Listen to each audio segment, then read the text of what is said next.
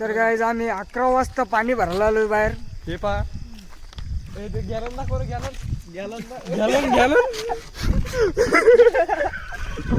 हे घातलं नुसतं वज आणील संग नुसतं वज ए मांगोर येशील.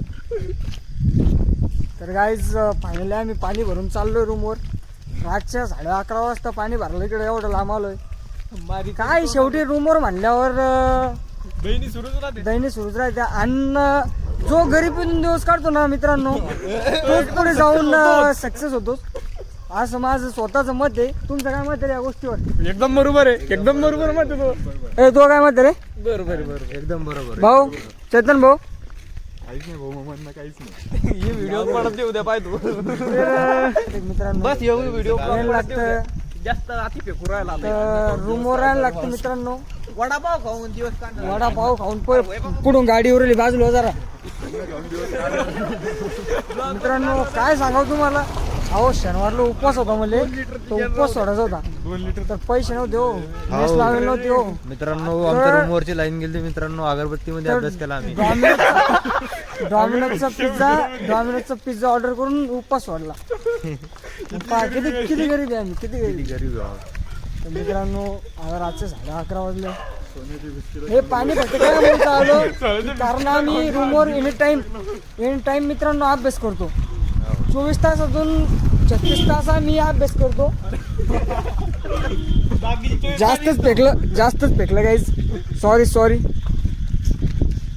राडा वाटतंय गाईज. 24 तासापासून एवढे हाल. इंडोर आलो पत्राची रूम आहे आमची.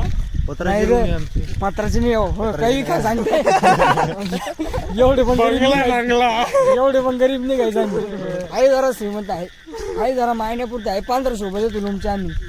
माझ्या थोडी 1500 रुपये 750 रुपये. आणि हा बघा काय हे भीक आमचं वज आहे आमच्या सोबत. हे नुसतं आणलंय सोबत, आता घेणं सांभाळून. तर कसं आहे ना पब्लिक, ज्याची जळती त्यालाच कळती.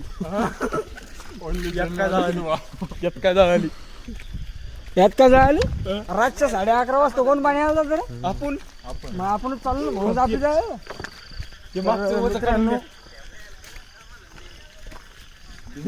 तर मित्रांनो माझं मारतील लोक. आता आपण गल्लीत आलेलो आहे. जरा थोडंफार शांत बस. ब्लॉग चालू आहे आता सिरियस ब्लॉग चालू आहे गाईज.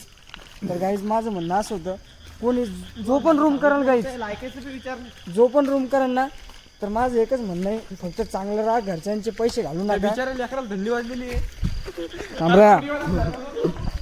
तर घरच्यांना बुडू नका बिनकामी, कारण घरच्यांनी खूप कष्टाने पैसे पाठवतात आणि आपण त्याची जरा लाज ठेवावी, हेच माझं म्हणणं आहे. आणि या कत्तेसारखे लोक पहिले मेले ना तर कोणालाच काही फरक पडणार नाही गाईच. हाच तो याला तरी चालून